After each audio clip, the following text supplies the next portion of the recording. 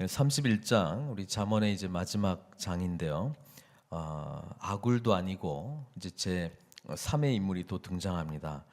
르무엘 왕, 르무엘 왕의 이 잠언인데 르무엘 왕 자신에게 나왔다기보다는 르무엘 왕에게 어머니께서 훈계했던 것을 지금 이제 후대를 위해서 이제 기록으로 남겨 놓은 것이죠. 그래서 31장은 특별히 르무엘 왕 그의 어머니가 그를 훈계한 잠언이다. 이렇게 해서 우리가 앞에서는 이제 솔로몬의 잠언, 그다음에 이제 아굴의 잠언, 또 이제 르무엘 왕, 특별히 이제 어머니가 훈계한 잠언이 이제 마지막입니다. 그래서 어머니가 사랑하는 아들을 이제 생각하면서 특별히 이제 왕이기 때문에 왕다운 아들을 위해서 어떤 훈계들이 마음에 남았는지, 그리고 또 그 훈계들을 잘 들음으로 말미암아 르무엘 왕이 또 좋은 하나님께서 기뻐하시는 그런 통치를 향해서 나아갔기 때문에 이것을 후대의 왕들에게 훈계를 해야 되겠다. 이렇게 해서 이제 기록으로 남겨졌다는 것입니다. 그때 어머니의 이 고백이 또 마음이 전달되죠. 2절입니다. 내 아들아, 내가 무엇을 말하랴? 내 태에서 난 아들아, 내가 무엇을 말하랴? 그렇죠. 사랑하는 어머니가 사랑하는 아들을 향한 굉장히 그 애정이 담긴 그런 잠언이라는 것을 우리가 보게 되고요. 또 뒤에 중요한 부분은 소원대로 얻은 아들 이렇게 되어 있습니다. 우리 구약 성경에 보면은 아들을 낳을 때 소원을 했던 예가 대표적인 게 이제 사무엘이 태어났을 때에 그 어머니 한나가 엘리 제사장 앞에서 소원하며 드렸던 예가 있습니다. 그래서 소원과 관련된 성경에 나오지는 않지만 우리가 추정컨대 이 어머니가 계속해서 아들을 못 낳았다든지 애를 잉태를 하지 못했다든지, 그래서 하나님 앞에 정말 소원하면서 드리는 아이가 되기를 원합니다라고 하는 그런 심령으로 이 아들을 얻게 되었다라고 하는 것이죠. 그래서 그냥 아들이 아니고 굉장히 특별한 아들입니다. 또 소원한 아들이기 때문에 하나님 앞에 드린 아들이라고 하는 그런 전제가 깔려 있습니다. 소원하여 드렸을 때 한나 같은 경우에는 하나님께 그냥 드리겠습니다. 이 장막에서 섬기는 자로 그냥 제가 드리겠습니다. 이런 소원이 하나 있고, 또 민수기에 나와 있는 내용, 6장에 나와 있는 보면은 이 나실인의 소원으로 드린 아이가 있습니다. 근데 뒤에 내용 포도주를 마시지 않고 독주를 멀리하는 것으로 봐서는 이 나실인의 소원을 한 것이 아닌가, 그렇게 생각할 수 있습니다. 나실인도 역시 하나님을 위해서 특별히 구별된 자, 선별된 자를 향해서 했던 소원이 성경에 기록이 되어 있습니다. 몇 가지, 특별히 이제 두 가지에 대해서 지금 이야기를 해주고 있는데, 첫 번째는 3절입니다. 아들에 대한 잠언인데요. 내 힘을 여자들에게 쓰지 말며 왕들을 멸망시키는 일을 행하지 말지어다, 이렇게 이야기합니다. 그래서 여자를 조심해라, 이렇게 기록을 하고 있는데, 사실 이것은 율법에 근거한 것입니다. 왜냐하면 신명기 17장에 보면은 왕들을 향한 명령이 있습니다. 앞으로 재미있죠. 왜냐하면 신명기가 기록될 시대에는 이스라엘은 왕이 없었단 말입니다. 그런데 왕들이 세워질 것을 예상을 하고, 만약에 이제 왕이 세워지게 되면은 이런 것은 좀 조심해라라고 하는 그런 내용들이 있습니다. 17장 신명기 17장 16절에 보면은 그는, 그러니까 왕들은 병마를 많이 두지 말 것이니, 이렇게 이야기하고 있습니다. 그 근본적인 이유는 뭐냐면 세상의 왕들과 같이 자기의 어떤 힘, 권력, 능력 이런 걸 의지하지 말라는 거라는 것이죠.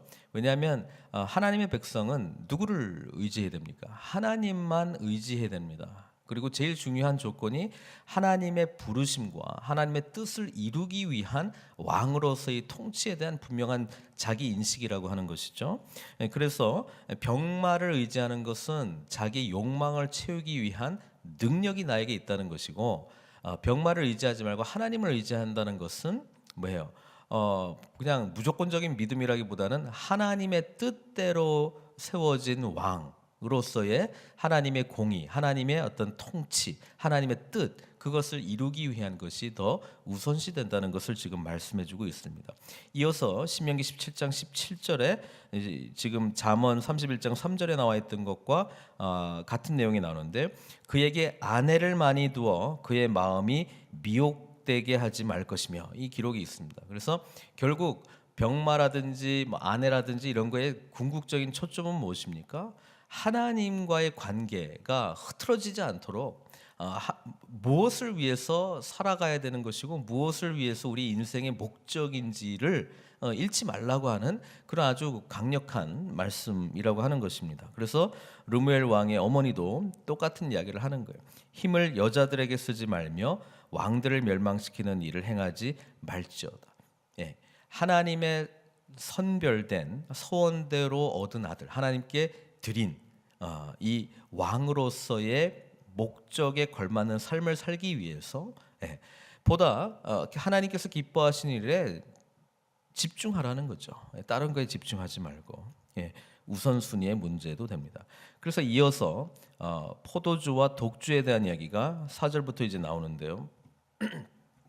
술과 관련된 이야기는 특별히 민수기 6장에 나오는 나실인의 법과 굉장히 깊은 연관이 있습니다. 나실인이 되면은 독주를 가까이 하지 말고 또 머리에 삭도를 대지 말라라고 하는 그런 걸 통해서 뭐예요? 평생에 나는 하나님의 것이다라고 하는 그 인식 속에서 살아가라고 하는 것입니다.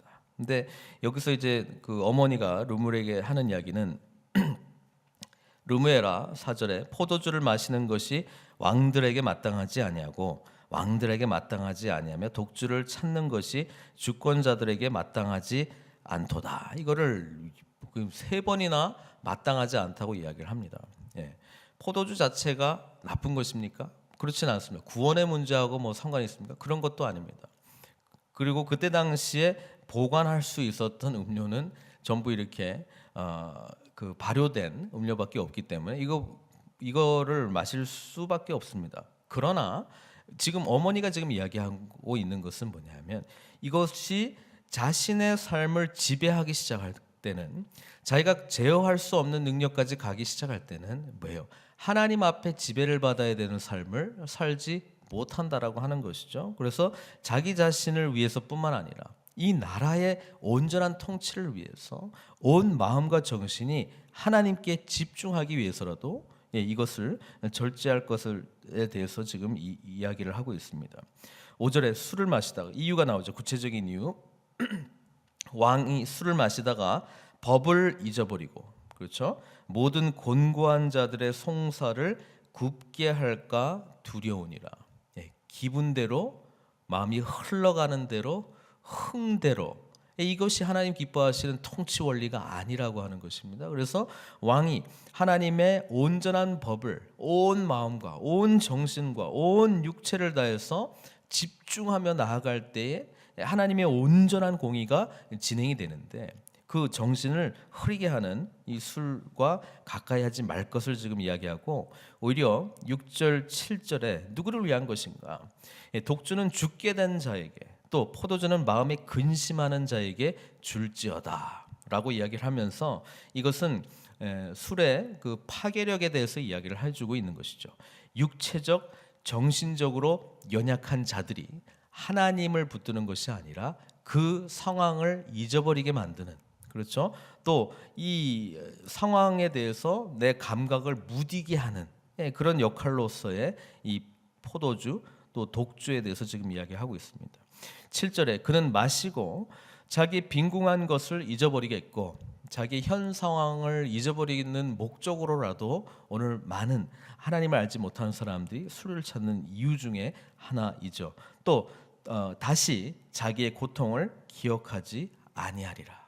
그렇죠. 현실을 직면하지 아니하고 현실을 떠나버리고, 또 뭐예요? 뭐 좋은 표현으로는 마음을 달래기 위해서 뭐 이렇게 이야기를 합니다만은, 궁극적인 것은 정신과 마음을 흐리게 함으로 말미암아 현 상황을 바로 보지 못하게 하는 것이고, 그것이 이제 르무엘 왕의 어머니 입장에서는 이것은 나라를 위해서 옳지 않다. 그렇게 이야기하고 있습니다. 그래서 8절 9절에 결국 하고 싶은 이야기는 뭡니까? 너는 하나님 앞에 구별된 아들이기 때문에, 소원대로 얻은 아들이기 때문에 하나님 앞에서 하나님의 뜻을 이루기 위해서 온 에너지를 집중하라. 그러면서 이제 8절 9절에 무슨 이야기합니까? 너는 말 못하는 자와 모든 고독한 자의 송사를 위하여 입을 열지니라. 너는 왜요? 이 고통하는 자, 아파하는 자, 긍휼이 필요한 자들을 대변해 줄 하나님의 이 통치 대리자라고 하는 이 그 역할을 잊지 말라고 지금 말씀하고 있는 것입니다. 죄송합니다. 너는 말 못하는 자와 고독한 자의 송사를 위하여 입을 열지니라. 그리고 9절에 너는 입을 열어 공의로 재판하여 공고한 자와 궁핍한 자를 신원할지니라. 하나님께서 우리 리더들을 통해서 요구하시는 것이 있다면 바로 그 한 사람을 통해서 하나님의 나라가 이 땅 가운데 세워지는 것이다 라고 하는 그런 삶의 고백이 있게 되면 우리는 어떻게 하면 하나님 앞에 온전히 집중할 수 있을 것인가, 그리고 이 집중하는 것을 가로막는 것들이 무엇인가, 그것이 여자의 문제든 그것이 술의 문제든 그것이 또 다른 뭐의 문제든 내 마음을 흐트러뜨리고 하나님의 우리에게 그 감당하기를 원하시는 그 일들을 하지 못하도록 하는 것, 그게 바로 우리의 걸림돌이 된다는 것입니다. 오늘 르무엘 왕의 어머니를 통해서 우리에게 주시는 이 잠언은 한 가지 중요한 이야기를 하고 있는 것이죠. 우리 모두 다가 하나님 앞에 구별되었고 하나님께서 그분의 구원의 은혜로 우리를 예수 믿게 해 주신 것이 하나님의 뜻이라면 뭐예요? 우리에게는 하나님의 뜻을 이룰 각자의 사명이 있다는 것을 말씀해 주고 있습니다. 오늘 르무엘 어머니의 이 충고 또 훈계를 통해서 오늘 이것에 온전히 집중하는데 방해되고 있는 것이 무엇입니까? 한 발자국 나아가려고 하는데 나의 발목을 붙들고 있는 것들이 무엇입니까? 오히려 그것들을 내려놓고 주님께 더욱더 집중할 것을 오늘 말씀은 우리들에게 강력하게 이야기를 하고 있습니다. 우리 한 사람 한 사람 왕 같은 제사장으로 하나님 나라의 일꾼으로 주님 세워주신 이유는, 또 우리가 주님의 기도를 하면서 나라가 이 땅 가운데 이루어지도록 기도하는 이유는 하나님께서 바로 우리를 소원대로 얻은 아들과 같이 구별하셨기 때문입니다. 그 부르심에 하나님께서는 우리가 반응하시기를 원하십니다. 그 부르심에 하나님께 더욱더 나아가는 저와 여러분들이 되시기를 주님의 이름으로 축원드립니다. 함께